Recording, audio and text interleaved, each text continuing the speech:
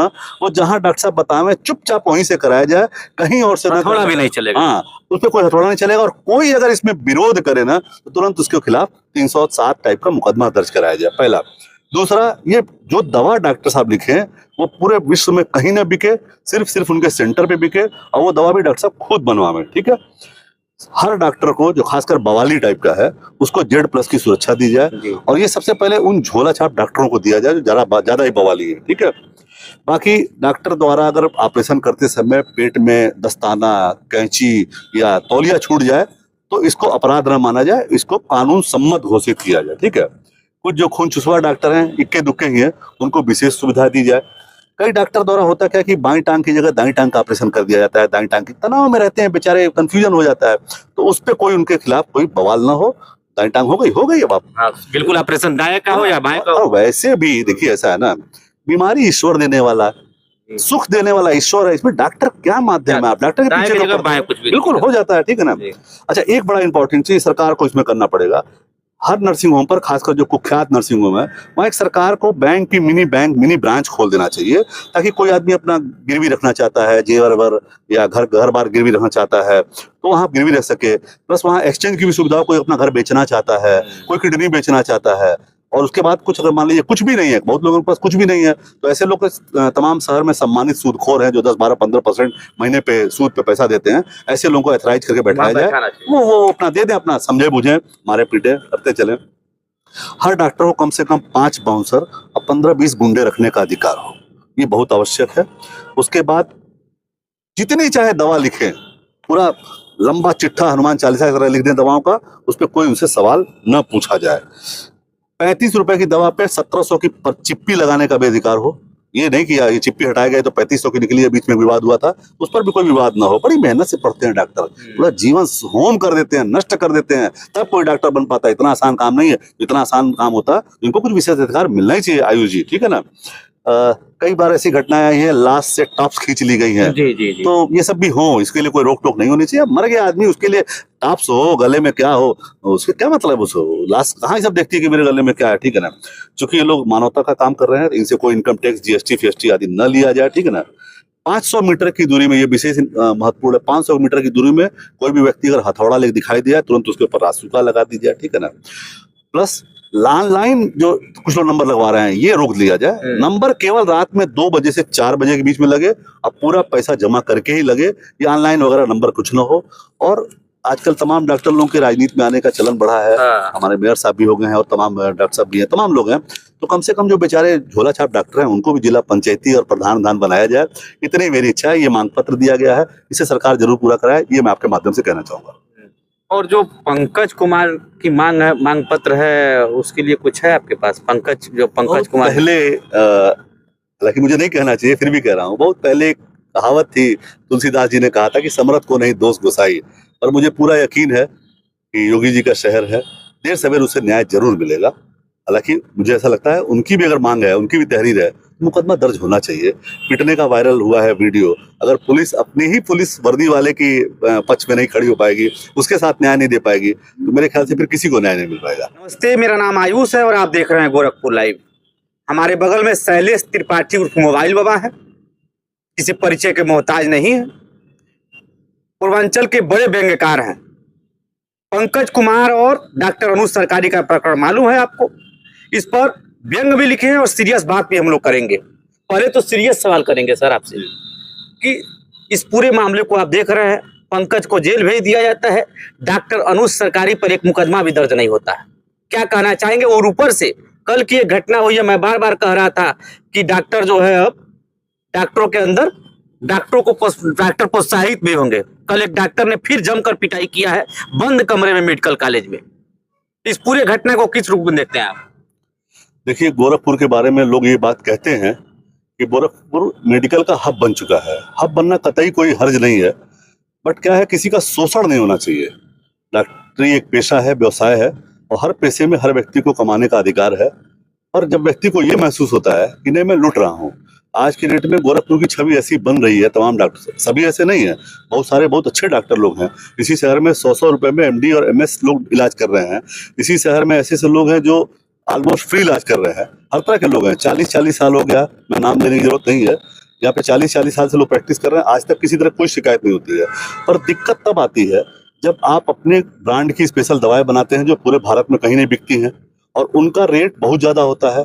जब आप उसके साल्ट से मैच कराते हैं तो पता लगता है कि वो 10-10, 20-20, 25-25, 50-50 गुने तक उसका दाम लगता है। जब लोगों को लगता है कि नहीं, एक हमारे डॉक्टर साहब परिचित हैं, वो बेहोशी के डॉक्टर हैं, उन्होंने काम छोड़ दिया है, अगर आप कहेंगे मैं उनसे मुलाकात भी करा दूंगा आपकी, उन्होंने काम छोड़ चुका है, उनको बाईपास हुआ था, तो उनका ऐसा कहना है, मेरा कहना नहीं है, कि 70% मामले ऑपरेशन के फेक होते हैं, जिनकी आवश्यकता उतनी नहीं होती है। एक गोरखपुर में पत्रकार हैं, बड़े पत्रकार हैं, टीवी के पत्रकार हैं, उनकी एक परिचित के बेटा छत से गिर गया, उसके सिर में चोट लग गई, तो चोट लग गई तो भागे भागे लोग लेके एक अस्पताल में पहुंचे, तो वहां पे उन्होंने बताया कि आपको सीटी स्कैन वगैरह कराया और बताया कि ब्लड की क्लॉटिंग हो रही है माइंड में, दिमाग में, और इसमें ऑपरेशन करना पड़ेगा, करीब 3.5 लाख का इंतजाम आप लोग कर लीजिए और इमीडिएट करना पड़ेगा। ये सबसे घातक शब्द होता है कि जल्दी जल्दी करना है वरना चीजें बिगड़ जाएगी।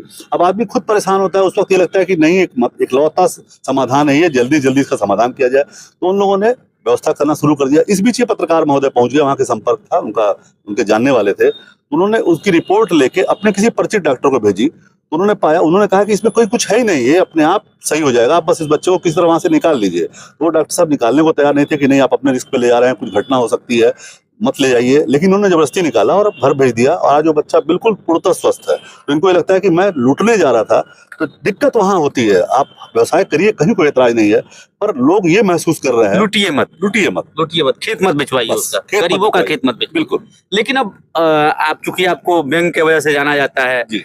तो बैंक आपने क्या बनाया है, डॉक्टरों के पक्ष में भी बनाया होगा, डॉक्टरों के खिलाफ भी जा रहा हो बैंक, तो डॉक्टरों के जो खिलाफ जा रहा है, जो आम जनता बोल रही है, जो लोग सड़क पर आ रहे हैं, उस पर भी आपने कुछ बनाया होगा, तो बैंक के रूप में बताइए। नहीं, मैंने एक बड़ा सवाल ये हिंदी वालों से पूछना चाहता हूँ कि हथौड़ी का कांड हुआ, आप सबको बताने की जरूरत नहीं है कि हथौड़ी से मारा गया है, तो ये हथौड़ी शस्त्र में आएगा कि अस्त्र में आएगा, पहले तो इसको क्लियर होना चाहिए, क्योंकि शस्त्र को चला के मारा जा सकता है, और मैं कंफ्यूज कर रहा हूँ, किसी एक चीज को चला के मारते हैं और किसी से इमीडिएट मारते हैं, तो हथौड़ी ऐसी चीज है कि ऑन दी स्पॉट मौके पे मारा जा सकता है और चला के भी मारा सकता है। दूसरा, क्या सरकार हथौड़ी पर प्रतिबंध लगाने जा रही है, ऐसा भी चर्चा बहुत बन रही है कि सरकार प्रतिबंध लगाने जा रही है। प्लस बीच में बात हो रही थी कि हथौड़ी में एक चिप लगाई जाएगी, जिससे कोई हथौड़ी कहाँ किससे किसको मारा गया ये मालूम हो जाएगा।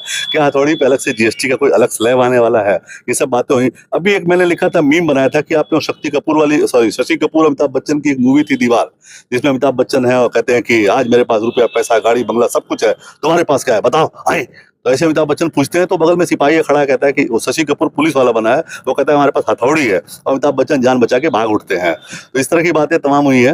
और एक बात आपको बताऊं मजेदार जी, आपको शायद मैं ऐसा सोचा हूं, एक बैंकार की दृष्टि है कि इस हथौड़ी कांड के बाद से कम इस जिले में रोजगार बढ़ने जा रहा है।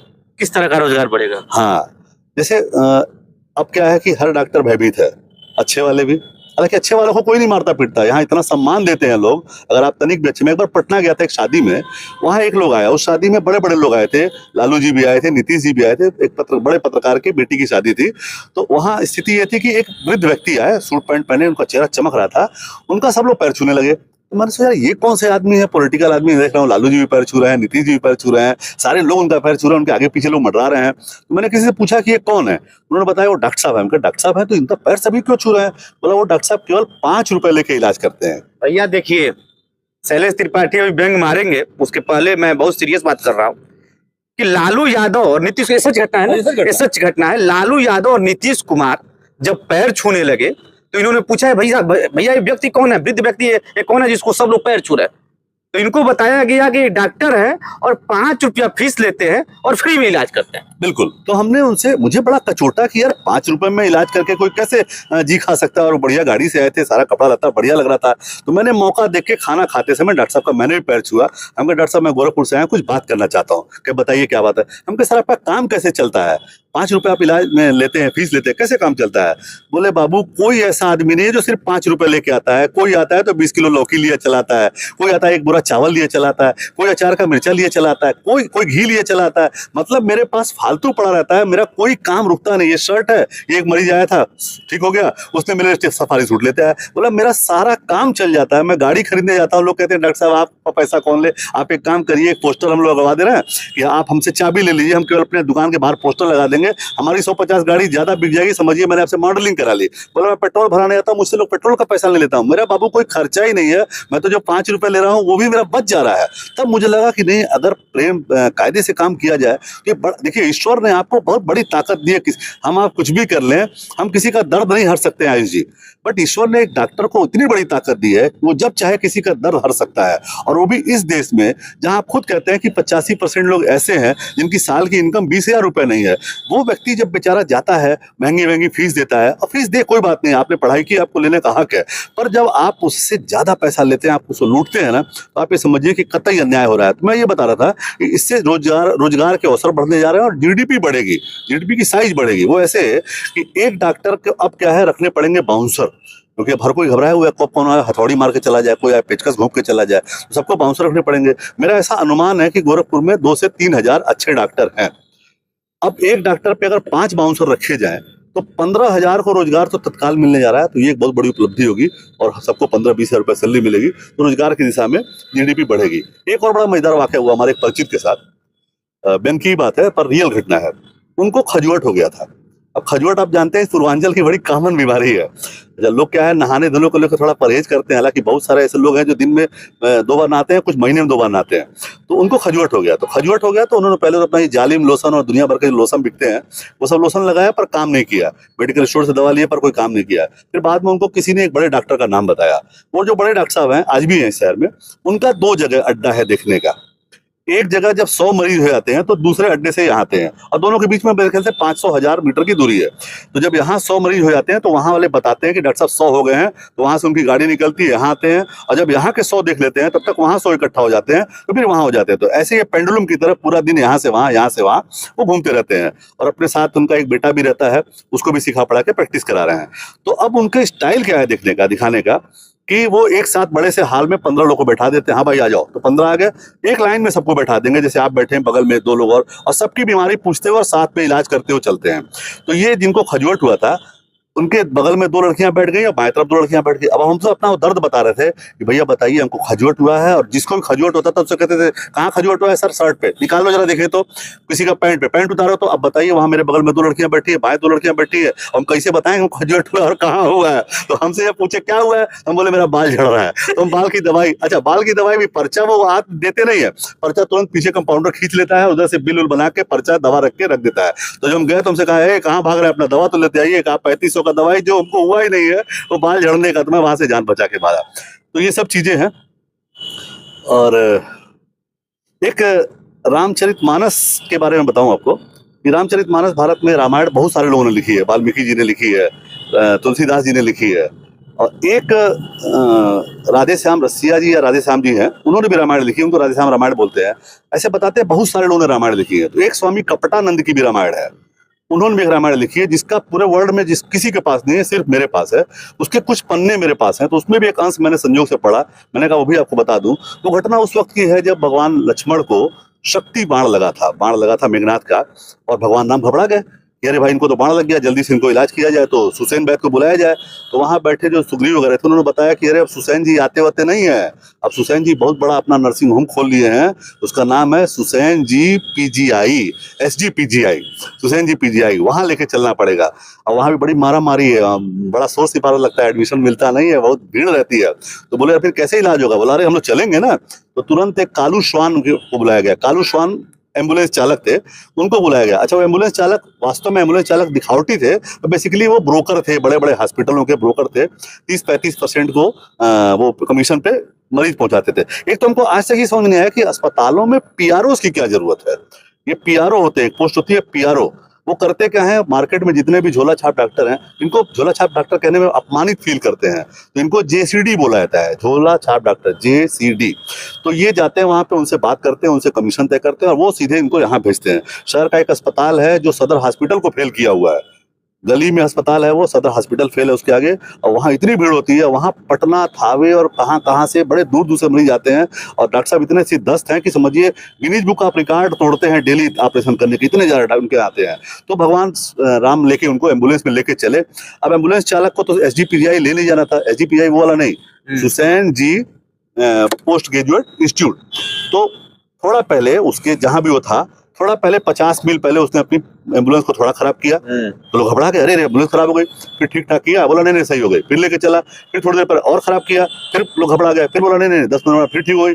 अब की तीसरी बार जब थोड़ा करीब पहुंचा, मतलब 20 किलोमीटर पहले, तो उसने फाइनली खराब कर दिया, बोला अब नहीं ठीक होगा। तो भगवान लगे विलाप करने। ये वो कप्तानंद जी की रामायण में लिखा हुआ, मेरा इससे कोई मतलब नहीं, मैं पढ़ के सुना रहा हूँ। तो उन्होंने भगवान लगे दुखी होने, अरे अब क्या होगा भाई, मेरा बीमार है और ऐसे वैसे है। तो कह रहे सर घबराइए नहीं, उनसे बढ़िया डॉक्टर बगल में है, और उनका जो है डागुरिन हॉस्पिटल है, डागुरिन हॉस्पिटल। डागुरिन को बाद में तमाम लोगों ने रिसर्च किया तो बताया कि वो डाग यूरिन है, डाग यूरिन मतलब कुकुर मुत्ता, उसका वो डागुरिन हॉस्पिटल है। और उसके डॉक्टर है मिस्टर हैमर, हैमर मतलब हथौड़ा, वो डॉक्टर हैं और वो इलाज बहुत बढ़िया एक्सपर्ट हैं। तो जब ये वहां पहुंचे, बोले ले चलो ले चलो, घबराया आदमी क्या करता है, जहां रास्ता दिख जाए ले चलो ले चलो। तो वहां जब उसको लेके गए पहुंचे, तो तुरंत ये लोग अटेंड किए गए। पहले इनसे ढेर सारी स्वर्ण मुद्राएं रखवाई गई, उसके बाद इलाज शुरू हुआ। तो तीर देखे तो पहले बोले नहीं ऐसे नहीं, पहले इनका एक्सरे करना पड़ेगा। तो एक्सरे के लिए सबों ने क्या किया था, फ्रिज मशीन रखा था, दरवाजा खोलने से लाइट होती थी, वहीं खड़ा कर देते थे, अंधेरे में रोशनी होती थी, फिर बंद कर देते थे। बोला हाँ भाई एक्सरे हो गया। और एक्सरे प्लेट सब पहले से रखे रहते थे, उसमें अगरबत्ती से छेद कर दिया। अब बोला देखिए इनके दिल में छेद हो गया है, जो भीड़ बाण मारा है मेघनाथ ने, उससे इनके दिल में छेद हो गया है। और ये बताइए जब वो तीर मारा था तो गाना ऐसे पीछे बैकग्राउंड बज रहा था क्या, कि ऐसा तीर लगा मेरे दिल में जिसकी मार सही न जाए। तो सब बानर चिल्लाया, हाँ हाँ बज रहा था। बोला वही तीरवा लगा है, उससे दिल में हो गया छेद, अब इसमें करना पड़ेगा गुरु ऑपरेशन और इसमें ब्लड चढ़ाना पड़ेगा। तो सारे बानर इकट्ठे हो गए, बोले ब्लड हमारा ले लीजिए। बोला ना ना ना ना, आप लोग बानर हो ना, आप लोग ब्लड जो है भगवान को नहीं चढ़ेगा। हम अब घबराओ नहीं, हम ब्लड का इंतजाम कर रहे हैं, बस आप स्वर्ण मुद्राएं जमा करते आइए। स्वर्ण मुद्राएं जमा हुई, इसने क्या किया, ग्लूकोज की एक बोतल ली और उसमें लाल कलर का इंजेक्शन लगा दिया, पूरा लाल हो गया, वो चढ़ाने लगा। ये बात हनुमान जी को पता चली, बस हनुमान जी ने गदा वदा मारा, वो खेल खत्म किया, फिर ले जाके सुसैन वैद्य जी के यहाँ इलाज हुआ। वैसे मैं आपको बता दूं ये घटना सच है, और इसी शहर में एक जगह ऐसे ही होता है इलाज, वहां इसी तरह से अगरबत्ती दिखा के दिल में छेद दिखाते हैं और ब्लड फर्जी बनाते हैं। इससे दूर हो जाए शहर में, बैंकारों को और कुछ नहीं चाहिए, हमें शहर में ऐसा महसूस हो कि नहीं लोगों को समुचित इलाज मिल रहा है और उचित इलाज मिल रहा है, कोई लूटा नहीं जा रहा है, तो मैं मान लूंगा मेरे पास कुछ लिखने को बचेगा ही नहीं। जी ये मैंने एक मांग पत्र बनाया है जी, मांग पत्र सुनिएगा जरूर। बड़ा चर्चित मांग पत्र है। कई डॉक्टर साहब लोग हमसे मिले, उन्होंने कहा कि देखिए भाई बड़ा न्याय हो रहा है डॉक्टरों के साथ और आप डॉक्टर के पक्ष में कुछ नहीं लिख रहे हैं। तो मैं लगा नहीं, बिल्कुल डॉक्टर लोग के पक्ष में लिखना चाहिए। तो मैंने, और मैं फिर कह रहा हूं कि ये केवल उन गिने चुने डॉक्टर्स के लिए है मांग पत्र नहीं, ये जो मेरा व्यंग है वो केवल उन गिने चुने लोगों के पास है जो गलत कर रहे हैं, पर जो अच्छे हैं, पूजनीय है, मेरा उनको प्रणाम है, उनको हमेशा प्रणाम है, वो अच्छा करें और बाकी लोग अच्छा करने के लिए प्रेरित हो। पर ये मैंने उन लोगों के लिए बनाया है जो थोड़े बुरे टाइप के लोग हैं।